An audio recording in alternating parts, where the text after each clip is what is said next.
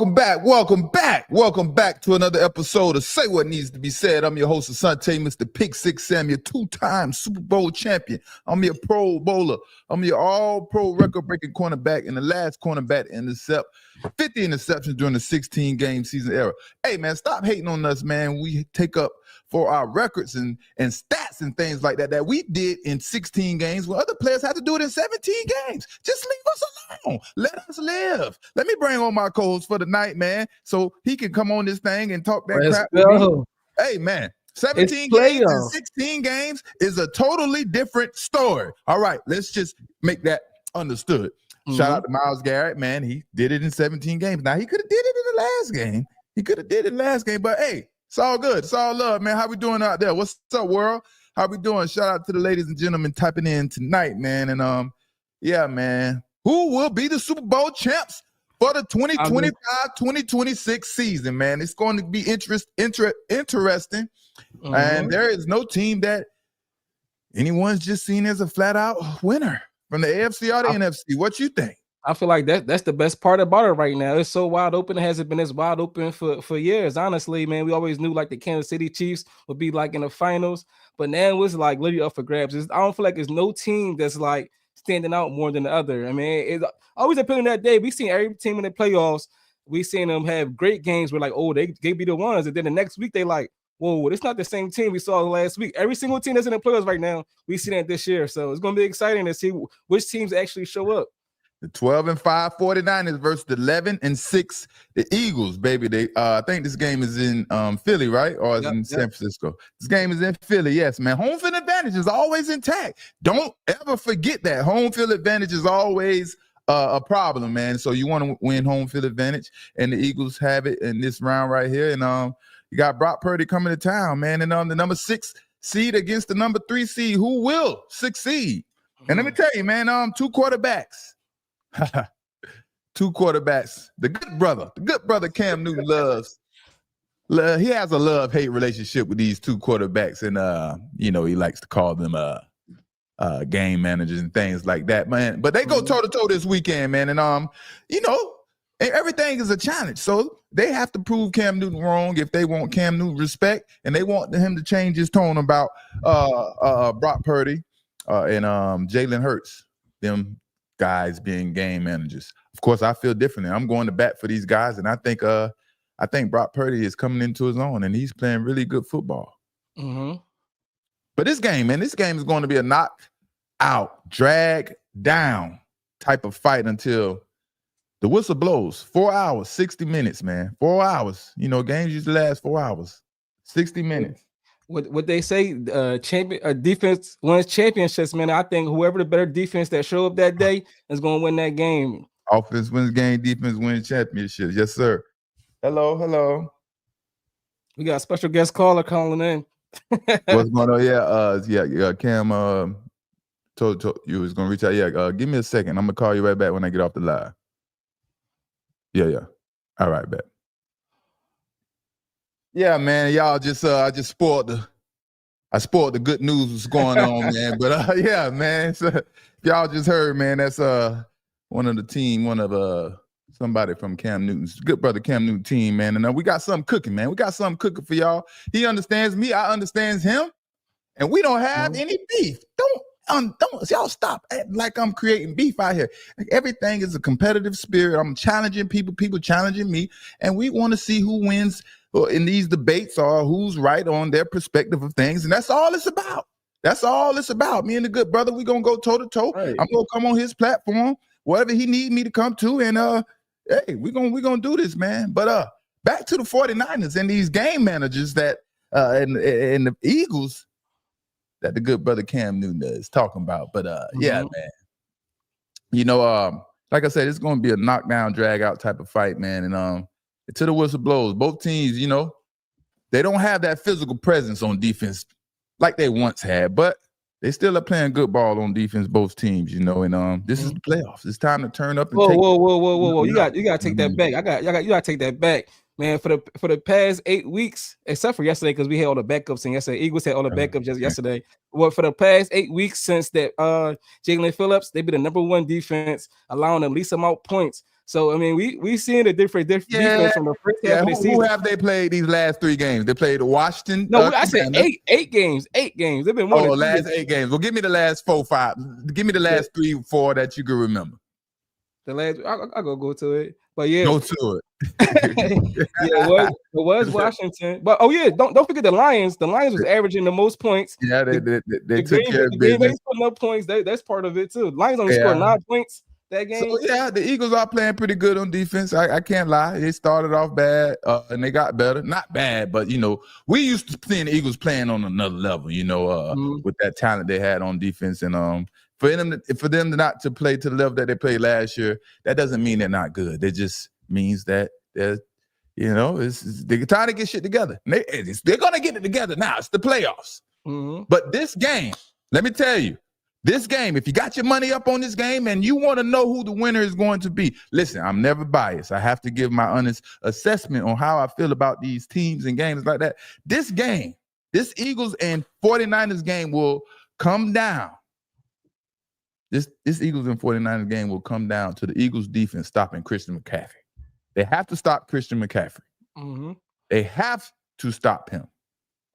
Also, which quarterback, Brock Purdy or Jalen Hurts, performs in clutch moments when their team needs them the most? That's who wins this game. And unfortunately, I don't know, man. I don't know. I don't know, man. You said earlier if this game was in San Fran, I'll feel a little less confident. But since they coming from the West Coast to the East Coast, they're playing Philly. They get a little hectic in there. It gave me a little edge. I feel like the whole field advantage is going to play a little part of it. I mean, we seen Brock Purdy handle it well before, but that's when they had a way stronger team. I seen them last week put up 3 points. They struggled a lot. Man, if Eagles can go watch that film and see what the Seahawks did to shut down Christian McCaffrey and do their own thing, man, I'm a little bit more confident them coming to Philly than going to San Fran. I do see the Eagles being able to run the football on the 49ers defense. Like I said, the presence isn't there like it used to be in the past, or maybe last year. Fred Warner, he's down. He's one of the biggest assets on their defense, and so I do see Tank Bigsby and Saquon Barkley being able to move the ball. You know what I mean? And that's if KP call it. Yeah, that's another problem right there. That's what we're going to get to, a whole nother issue we have to get to. So, the 49ers aren't good as they were once, against the run. So we'll see, like you said, Seattle showed us how to the formula, the recipe, how to take it to the 49ers. And that was just, they took it to them, man. And they showed everyone how to play physical football against the San Francisco 49ers when it was known for years the other way around. The 49ers show everyone else how to play physical football. And Tank Bigsby, man, he's you see how he's throwing offensive lineman or defensive lineman to the ground. He's picking them up. It's the playoffs, baby. It's the playoffs. Give it all you have. Leave it all on the football field. For real. Don't get back to your room. Don't get back to your nice house that you paid for cash because the Philadelphia Eagles and the 49ers are paying you all this money and sit back there and have any regrets. Leave it on the football field because this is the time.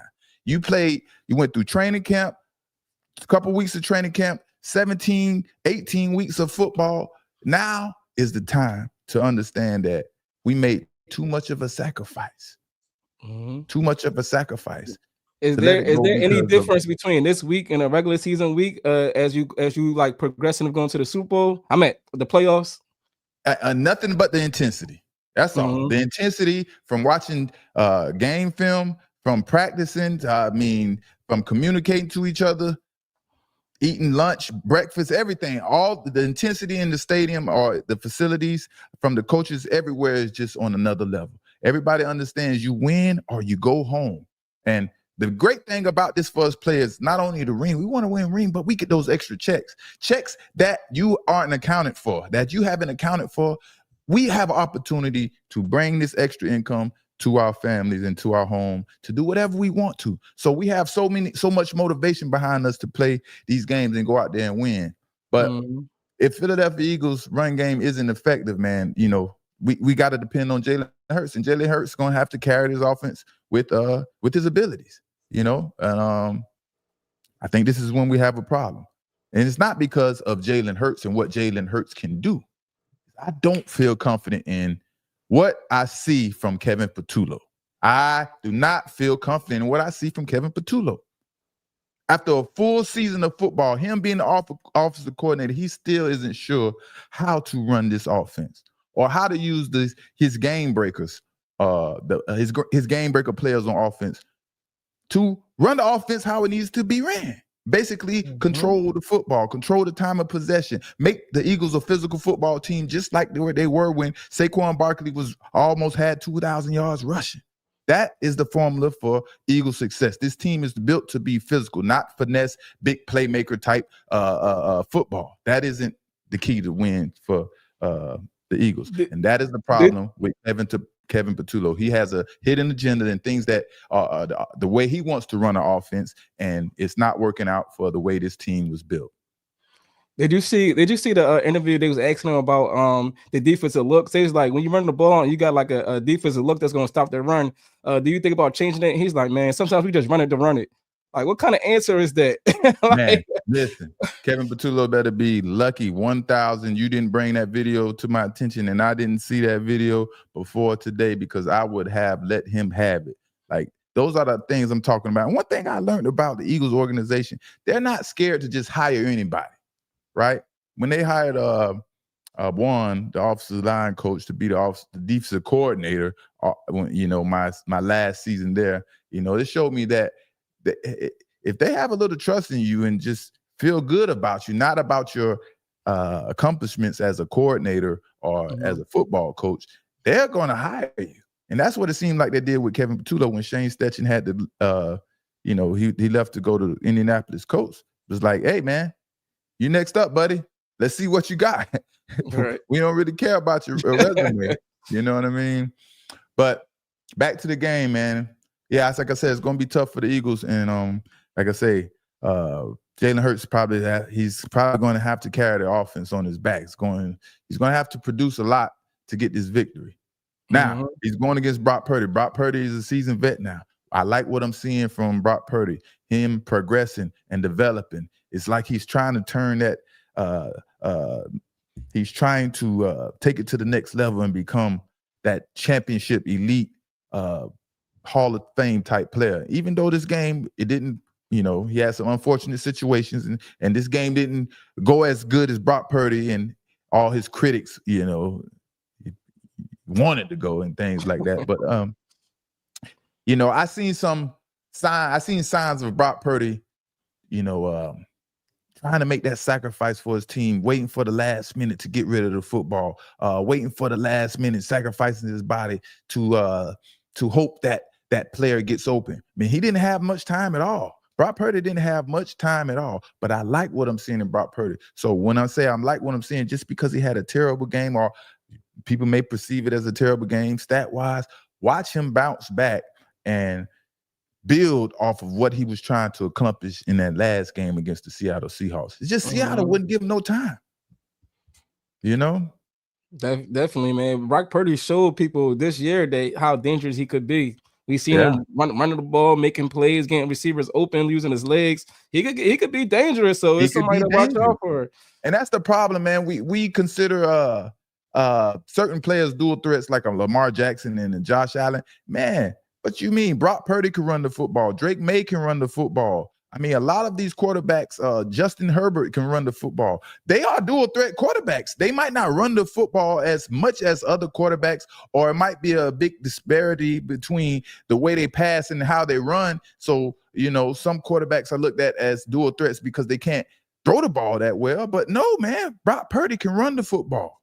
We all know Jalen Hurts can run the football. He probably doesn't run as much as we want him to, and he's becoming more of a passing quarterback. But if this game comes down to offensive play calling between Kevin Patullo and Kyle Shanahan, the Eagles won't stand a chance, man. It's all over for the Eagles. Not at all, man. This game will be over from the time that Kyle Shanahan started calling plays from the first series. The first series is the best that the officer has to give, and they have it scripted out, ready to score, right? And this game will be over if it comes down to offensive play calling between Kevin Patullo and Kyle Shanahan. Kyle Shanahan will run circles around Kevin Patullo. The Eagles' offense is as basic as they come. And like you mentioned before, Chad Ochocinco, a lot of people seen as the Eagles play, they are very predictable in what they're doing. When it's time to pass, they're very predictable. Like you said, if a run play is called, and the defense has the line, the defense has the box field ready to stop the run, or it's a blitz and you don't have anyone to pick up the blitzer, he's going to run the play anyway. You know, he said we just going to run it to run it. We're just going to run it to run it. Like, making no sense, man. And that's and it's showing, man. And it's showing. And I can guarantee you, if the Eagles do not make some noise in this playoff, I damn near want to say make it to the Super Bowl, Kevin Patullo will not be the offensive coordinator next season. I can guarantee you that. Man, I think even if he do, I think they switching it up.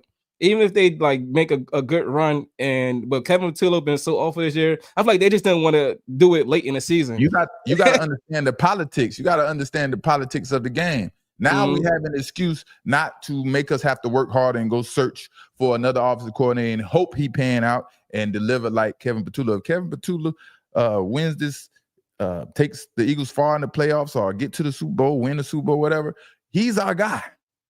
Forget what everyone else is saying. We like what we've seen from him, and we are riding with him. They can't be liking what they see, man. He out there playing chess while everybody else playing checkers, man. Come on. Yeah, he is, boy. Lord have mercy. And you would, and it seems like we asking about Saquon Barkley and his absence this season. He isn't performing the way he did last year, but at the end of the day, we would say it's the O-line because Saquon Barkley, or maybe it has a little bit to do with Saquon Barkley, but it's Shane Steichen, man. If Shane Steichen was still here around, that offense would be popping. That's plain and simple. If Shane Steichen was still there as the offensive coordinator, that offense would be popping. It has nothing to do with the offensive line, and I don't think it has nothing to do with Saquon Barkley. It's all Shane Steichen and Kevin Patullo, two different type of coordinators running an offense with a certain skill set of players that the offense is supposed to operate in a certain way. So I just think whoever vetted this situation and decided to name Kevin Patullo as the offensive coordinator didn't really understand the type of offense he wants to run, or that's how it goes, All right. But yeah, man, it's clear as day because Shane Steichen, he turned the Colts offense around. And at one point, they were the number one offense in the league early in the season. So it's clear as day that it's the offensive coordinator. All right. But Philadelphia Eagles, if you don't have this game plan or you're unsure of a game plan, just go watch the Seahawks defense, take that exact playbook and challenge the San Francisco 49ers exactly how the Seahawks played against them. And it won't be no problem, no issue. Right? Defense got to win prediction, man. Here goes my prediction. All right. Like I said, man, I think Brock Purdy is trying to take his game to another level, and I see him thrive. And Jalen Hurts, he's dealing with certain circumstances that he has to deal with. It's the NFL. There's no excuses. I just don't think the circumstances surrounding Jalen Hurts is best fits him well. So I don't see Philadelphia Eagles pulling this game off, man. And I don't think the Philadelphia Eagles are going to score enough points to keep up with the San Francisco 49ers. Eagles 24, 49ers 17. Oh, man. Okay. Dream say Eagles 24. 49 17. I don't have Brock Purdy got the ball for last drive to win the game, and Eagles gonna come up with their big stop on fourth down. Hello. Now don't forget. Now I picked the Eagles to go to the Super Bowl, so never forget that. I did that early on in the season. I put my, I put my name and my credibility out there early. So they still thrive, and I'm happy to see that, and I hope they win the Super Bowl. But I see Brock Purdy and his team bouncing back after an awful game against the Seahawks. And yeah, they definitely coming. Win or go home, baby. Win or go home. That's what it's about, man. That's what it's about. So we got the next game coming up, man. The next game coming up, we have the Chargers versus the Patriots, baby. Another Super Bowl pick. Another one of my Super Bowl picks against my ex-teammate. I mean, my ex-team, right? And my ex-teammate as well, who's Mike Vrabel, the head coach for the New England Patriots. Chargers 11-6 coming into this game. The Patriots, number 2 seed, 14-3. I know they wish the New England Patriots wish they would have had that bye week. We're used to having bye weeks playing for the New England Patriots and only having to win 2 games. Only having to win 2 games to get to the Super Bowl. That is the secret. That is the sauce. That is the recipe to get to the Super Bowl. There is a very small percentage of teams who make it out of the wild card position and all the way to the Super Bowl. Very hard. Very hard. Chargers versus the Patriots, 2 well-coached teams who play physical football.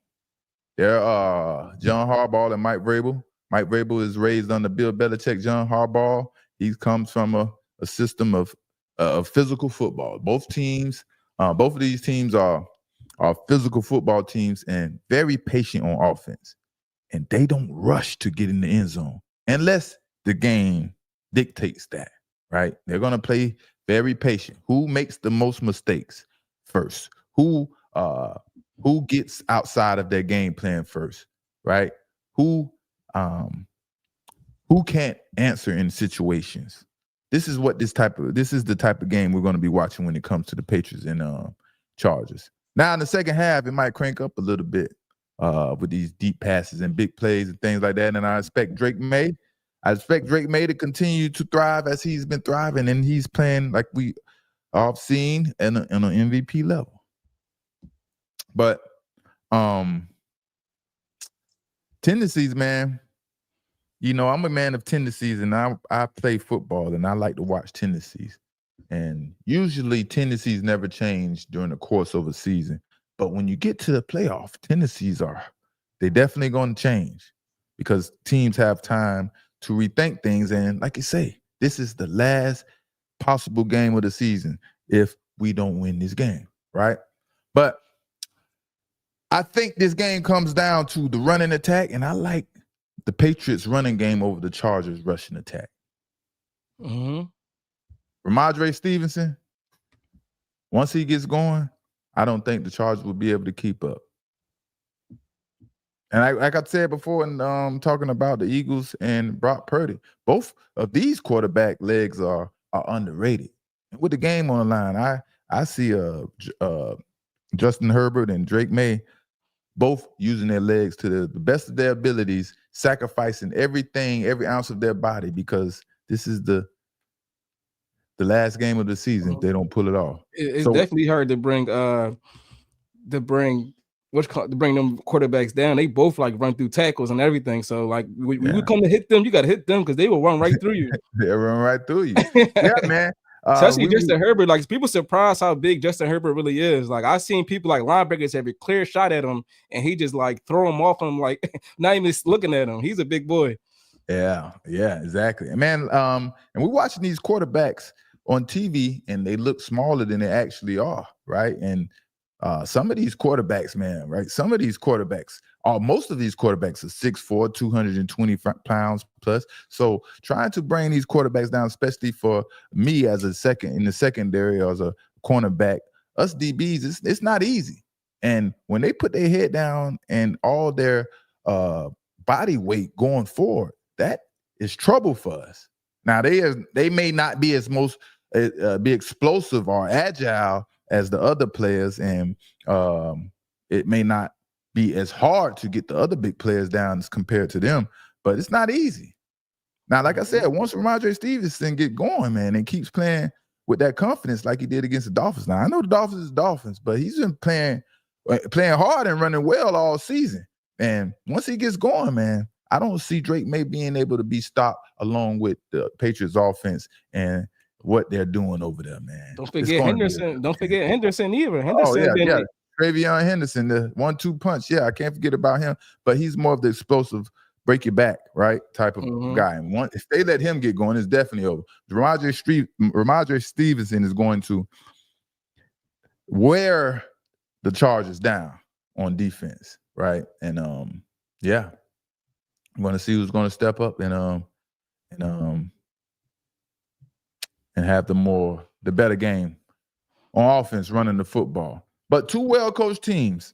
And usually if you're making it to the playoffs, your team is well-coached or something is going good, unless you got a bunch of athletes, But two well-coached teams, both love or both play physical football. So another team, which team makes the most mistakes is the team that probably wins. If the team that makes the most mistakes doesn't win, or the team that doesn't make the most mistakes doesn't win, then it's going to be the team with the most athletes or the best athletes. That's who's going to win this game. Patriots win, man. Patriots win, baby. Patriots beat the Los Angeles Chargers. I don't know a score, but I got the Patriots beating another one of my Super Bowl picks, man. Drake May is hot. Justin Herbert, he's going to fight. He's going to fight hard, and he's going to make a lot of plays. But I think the weak point for the Los Angeles Chargers is going to be the receiving core. Now, they've been stepping up and making plays, but I think that's going to be an issue, man. Yeah, I'm taking Patriots as well. It's another West Coast team that I travel to the East Coast and come play in that cold. Man, I'm taking the home field advantage with the Patriots. Man, I know they're gonna be fired up. Their first home playoff game in forever. They're gonna be fired up in Foxborough. Man, they're gonna be lit, man. What are you talking about? Super lit. But we got this next game, man. Packers versus Bears, man. We're gonna run through this one real quick. Run through this Packers versus Bears real quick, right? And there's 9-7-1 Packers versus the 11-6 Bears, man. And what do y'all think, man? Chat, y'all talk to me. What do y'all think the verdict will be in this game? You talk about it all the time. Team got to play that third time. They got to play that third time. Teams don't really like playing the same team 3 times. I think I'm riding with the underdogs on this one. The away team, with Green Bay Packers, man. Green Bay Packers. All right. I'm going with the Chicago Bears. Chicago Bears. I'm going with the Chicago Bears. So we got a little friendly bet going on with this game right here, right? So let me just say this. Well, pretty much all the games so far. But let me say this right off the bat, man. Let me say this off the bat. And y'all know I like to predict things. Jordan Love, he would throw 2 key interceptions in this game. And those 2 key interceptions will determine the outcome of this game. I'm going to go out and say this right off the bat, And y'all, if y'all been rocking with me, y'all understand what I've preached about Jordan Love and how he's throwing off his back foot, And I think Jordan Love throwing off his back foot will catch up with him at the wrong moment or the right moment for Chicago Bears, right? These bad habits, you can't fix them overnight, and he continues to play like that. Now, Caleb Williams on the other hand, Caleb Williams, man, his confidence is peaking at the right time for him to surprise a lot of critics, who don't believe that he's supposed to be here in the playoffs or going to move forward into the second round.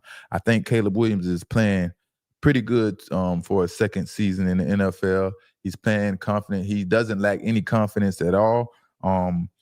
Sometimes he buckles under pressure and makes you have those scratching your head moments like, man was wide open. Why didn't you just gun it to him? Why are you missing a wide open man right there in key moments? But I think he outplays Jordan Love just offensively with Mungai and also DeAndre Swift in the backfield. I think this offense is going to be hard to stop. Ben Johnson, offensive coordinator, he's phenomenal. He's running this offense like he's got the Bears playing at a high level, man, and they playing very well. Now Parsons. Yeah, Micah Parsons. Why I'm calling him Carson? Micah Parsons. I think he will make a difference in this game, but not enough to get the Packers victory. Yes, Micah Parsons out. Micah Parsons is out. What am I talking about? Yeah. Yeah, he tore his ACL. Yeah, I forget Micah Parsons is out. What am I talking about? Yeah, but yeah, he would have been out there, man, raising some hell and stuff like that. But yeah, he's out this game, man. So another reason why the Bears is going to be victorious, right? Not going to be able to get the pressure they need to get Caleb Williams and that offense to slow down like They needed to. Caleb Williams is going to be running all over the field, left and right, back and forth, front, center, and everything. And he's going to be creating plays, launching it down the football field. And it's going to be cold. Both teams are used to the cold, you know. But the Chicago Bears, man, if y'all haven't watched the Chicago Bears, they have one big issue on defense. And the Bears have gotten exploited on third down by teams on offense. And they attack the nickelback on third down, which is C.J. Gardner, the ex-Eagle, right? He was let go by the Eagles, then he went to the Texans, and he let go by the Texans, and now he's playing with the Chicago Bears, and he's mainly the nickelback on third down. And the Chicago Bears like to run a lot of man-to-man on third down, and they leave him by himself, and he's being exploited. He's being attacked on third down pretty much every third down. They're looking for C.J. Gardner because that matchup is the most favorable to the quarterback. If they don't fix those problems in this game and they continue to run the same defense they have been running, leaving C.J. Gardner out there on the island by himself where he doesn't belong, Caleb Williams is going to have to back it up, man, and make the plays to make up for the problems that C.J. Gardner caused in this game. Because this won't be the first time. What do you think about C.J. Gardner, man, and how he's playing in Chicago, man? Nah, I like him as like when he's at safety, he come down and stop the run. I feel like he's a more running safety, and of course he could play the middle field when he's helping somebody. But no 1-on-1s in a slot, that was like an automatic touchdown, especially when he was in the Eagles, man. I used to hate when he'd be in the slot 1-on-1. He's more of a put him in zone coverage, let him freelance a little bit, get his eyes on the quarterback, and he makes a ton of plays like that. But when you tell him to try to play discipline, play man-to-man coverage, he's not fast enough, agile enough, or even big enough to play cornerback. I know it sounds good the way he is built and may look like a cornerback and things like that, but in the NFL, man, we're professionals. We can't allow you to pick on us for too long. So either C.J. Gardner steps up in this game and make a difference, or it's going to have to be Caleb Williams, man. One or the other, man. I got the Bears taking over and winning this game, man. Got the Bears. Bears, baby. Let's go, Bears. Let's go Pack, go Pack, go. Go Pack. I know that's right, man. I know that's right. Yeah, I mean, they played two games so far this year. Both of them was close games, came down to the end. I mean, they both pulled it off.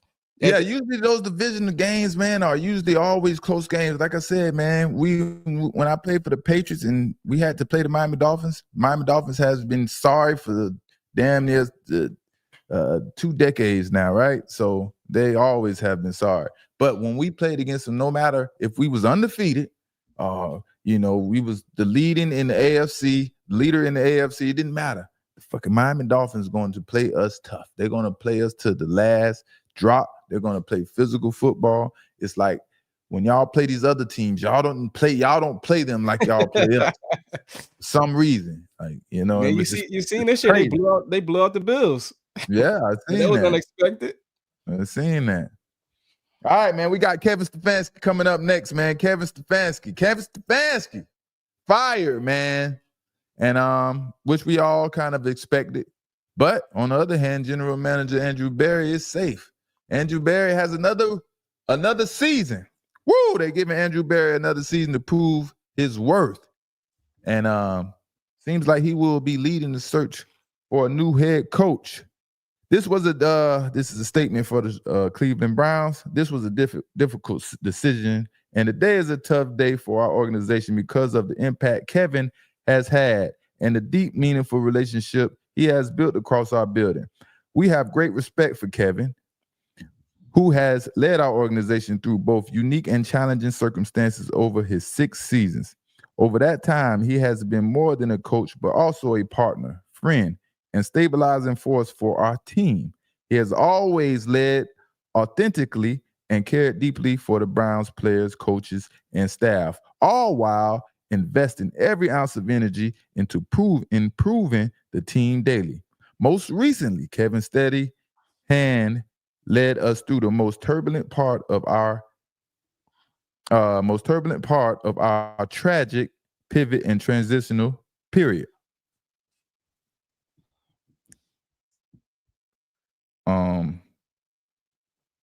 Where I'm at, period. Working with a young team and imperfect roster. He led a foundation of professionalism while also creating an environment of learning for a new wave of Brown players. I am disappointed that we could not accomplish more together, and the collective underperformance of our group is something I own.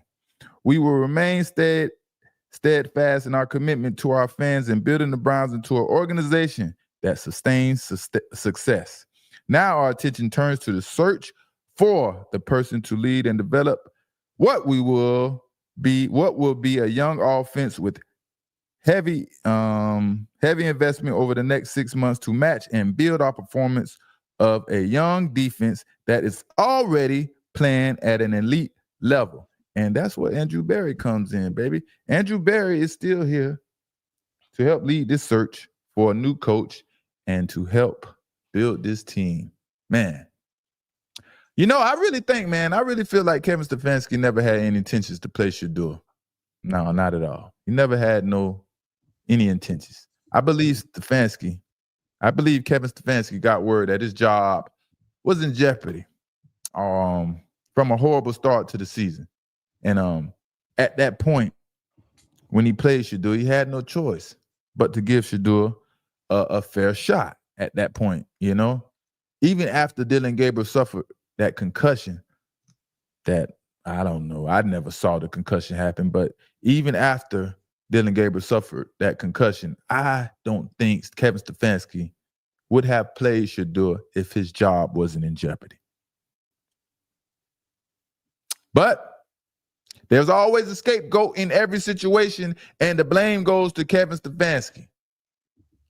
And the owner, Jimmy Haslam, is just ecstatic with Andrew Berry, baby. He is totally fine with Andrew Berry. Or why didn't you change Andrew and not Kevin? And I would say this, I think Andrew, over the last year, has done a very good job. And I want to go through that because I think it's important to talk about the moves he made to strengthen our team, okay? I think it began with what I would call a very efficient free agency. We added one player, and that player made a substantial difference in our football team, and that was Malik Collins. And Malik is not only a really good player, he's a really good person who was a leader on our defense, a leader in the defensive line room. Andrew negotiated a trade a week or two before the draft started, in which we added 3. Oh, he negotiated a trade. Andrew Berry.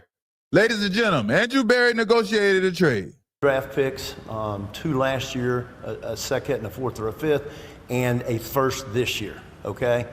Then I think we had one of the better drafts that we've ever had. I think we added 4 really good football players who were either first team. Defense is strong, baby. Keep building. We need some offense. All rookie or second team all rookie. And I think Carson has a really good chance to be the NFL Rookie of the Year, defensive Rookie of the Year. I think what's important to understand about our rookies, though, and you all see them, you all know them, they're not only really good players, they're really good people. And they will be the cornerstone with which we'll build and grow and develop this. Hello, that's enough. We heard enough. That will be the cornerstone where they will build and grow because he have some phenomenal rookies on that team. But notice how Jimmy Haslam mentions all the good things about Andrew Berry, about what he did.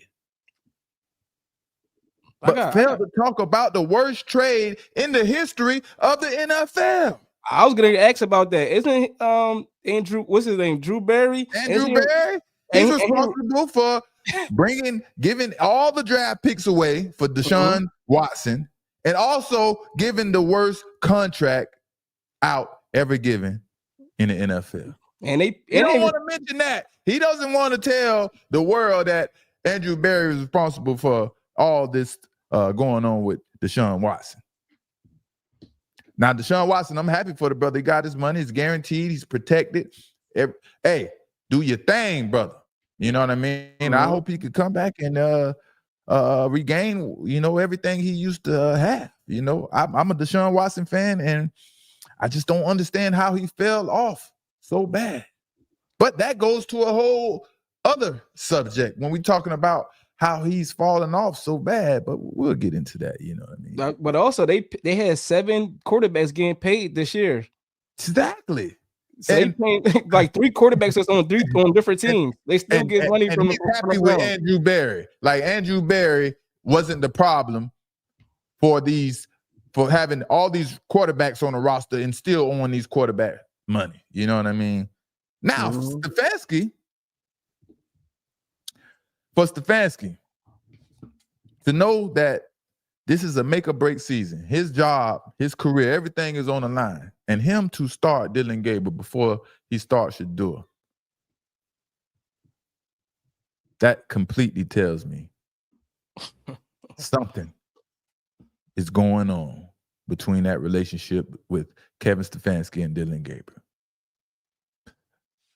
I don't know, man. It tells me they're a ride or die type of relationship, man. And the connection must come from the agent. But you mean to tell me you're going to put Dylan Gabriel on the field and with your job on the line?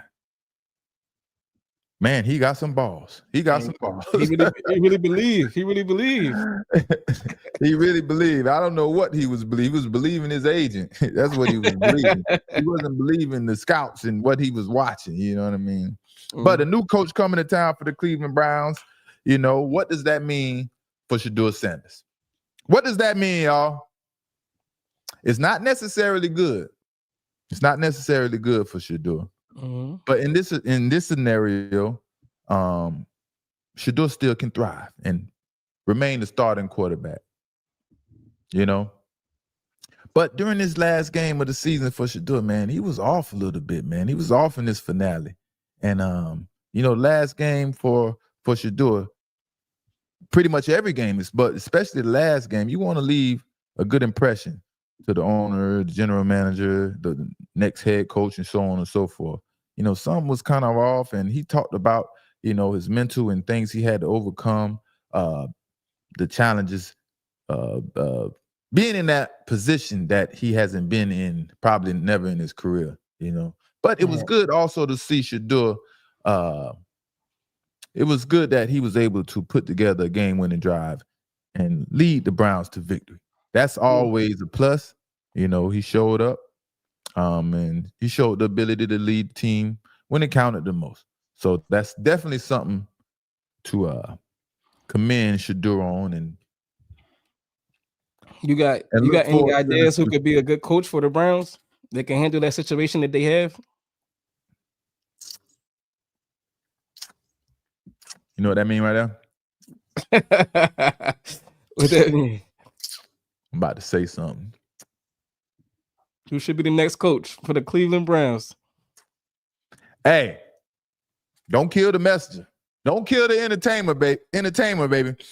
This is say what needs to be said. And I'm just telling you, Coach Prime already made his rounds in the facilities, and he chopped it up with the owner already. He came in to the Browns facility with his meat coat on, and he pulled up in his Rolls Royce. He's sitting in the owner's boxes and all those good things. So you better understand that Coach Prime know how to get in where he fit in. You know what I mean? And Coach Prime could possibly be the next head coach for the Cleveland Browns. It's a strong possibility. Don't count it out. That would be nice. That would be nice to see. Now, I do think it's a long shot. It's a long shot. I do believe it's a long shot.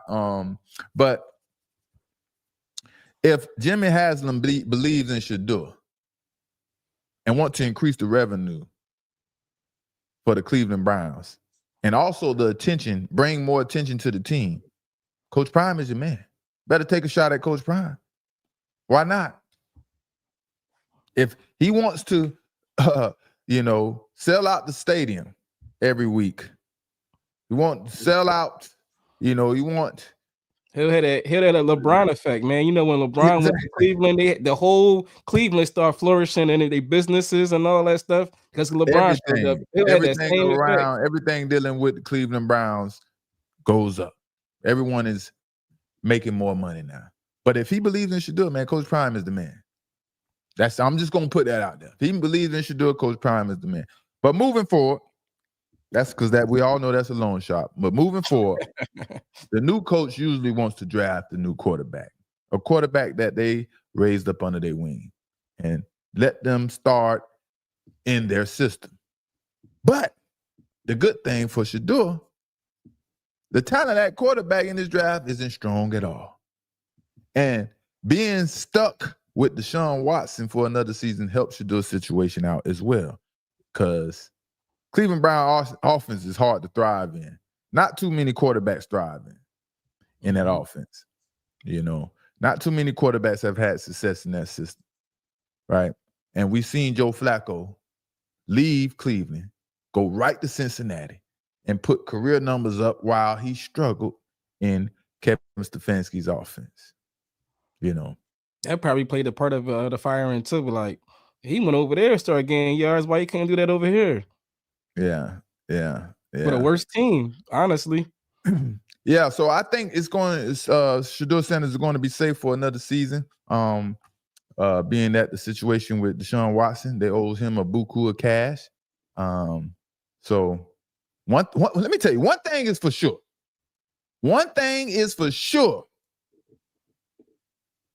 The starting quarterback role won't just be handed to Shedeur Sanders based on his draft position. When you're a 5th round draft pick, they're not handing you anything until you sign you another contract. It's all about money. It's all about money. And he's welcome in any competition. You know what I mean? He will definitely have to compete with someone for that job, whether it's Deshaun Watson, they sign a quarterback in free agency or whatever, but they better not draft another quarterback. I'm just telling you that. And the next thing that helps Shedeur out is the Browns. The Browns cannot draft another quarterback. I don't care if Peyton Manning, Tom Brady is the next quarterback in this draft. They cannot draft another quarterback. If the freaking Cleveland Browns draft another quarterback in this draft, I will lose my mind. Especially a high draft pick with that what they got, the top 10 pick somewhere in there. Especially they can't do it right there. I think they had number 9, and they slated. They're talking about taking a receiver. Definitely need a receiver somewhere offensive, probably receiver, offensive line. 2 main positions that they need to attack the most, man. And Cleveland Browns, man. Man. And we're gonna see, man. We're gonna see who the Cleveland Browns hire next.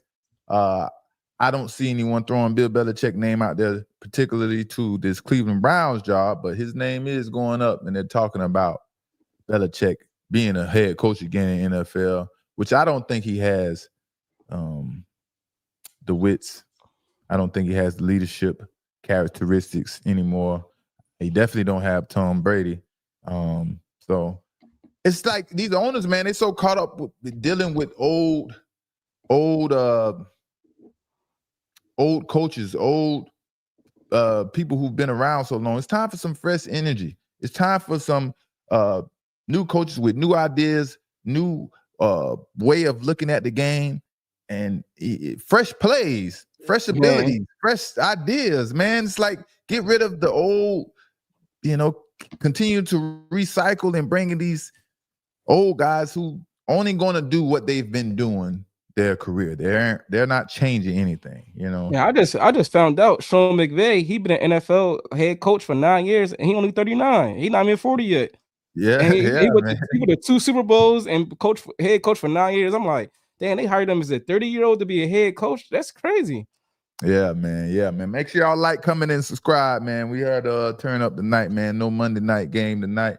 It's wild card weekend, man, and we wondering who's going to make it to Super Bowl. Shout out Joanna, man. She always showing up, man. I see you pulled up, man, and they talking about the Cleveland Browns need to trade Jerry Jeudy. Jerry Jeudy, man, I don't know, man. He's one of those players up in the air, man. What do you do with him? But a new coach will not tolerate the things that Jerry Jeudy had going on out there on and off the field, or on the field, on the sideline.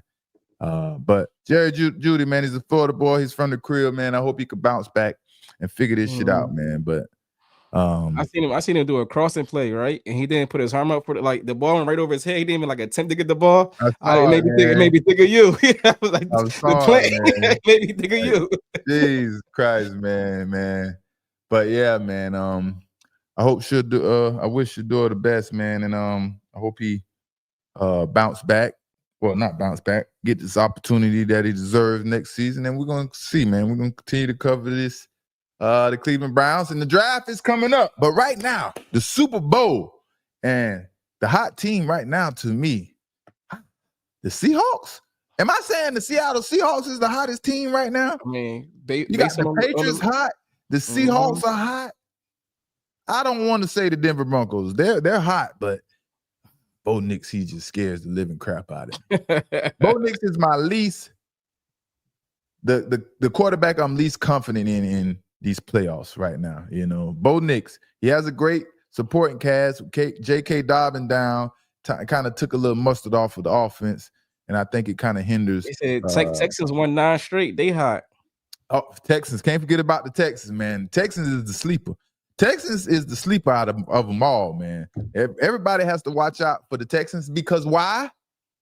Defense win championships. And that's a defense right there. Offense win games and defense win championships, baby. So yeah, man. That's what it's gonna be, man. And we'll cover the next 3 games Thursday when we come on here and have something to talk about. We talk about these next 3 games. We're not gonna cover them all tonight, man. And yeah, man, it's been fun rocking with y'all tonight. Make sure y'all like, comment, and subscribe. For y'all that caught the live while the live was going on, and I'm on the phone call talking to the good brothers in the NFL. You know, the NFL is the brotherhood. It's a fraternity, man. We stick together for the ones who believe in sticking together. Then you know, life is life, man. Everyone is not going to get along. Everyone is going to see eye to eye. But when you could agree to disagree and still get along and chop it up and enjoy yourselves and teach each other things like that and grow, man, that's what life is about. Can't complain about that, man. So shout out to Cam Newton and everything he got going on, man. But we about to go at it, baby. Go at it. Hey, Cam, when we go at it, man, Cam, you gotta wear the 30-pound gloves, and I get 30-pound gloves. I get to wear the 10-ounce gloves. You know what I mean? If any of y'all know boxing, y'all know how I go. Cam got to put on the 30-pound gloves. I got the 10-ounce gloves. You know what I mean? And we go toe to toe. You know what I mean? But it's all good, man. It's all love, man. Shout out to Drees, man. Where you at this weekend, man? Man, you already know I'm at the game this weekend. Gotta go see, baby. We at the game. Gonna pull right up, man. We gotta talk. And hopefully, man, we're talking about the Eagles moving forward, man, and who they play next, man. So yes, sir. It's been fun rocking with y'all tonight. Again, make sure y'all comment, man. Talk to me, man. Leave me some questions. Give me something to challenge my thoughts.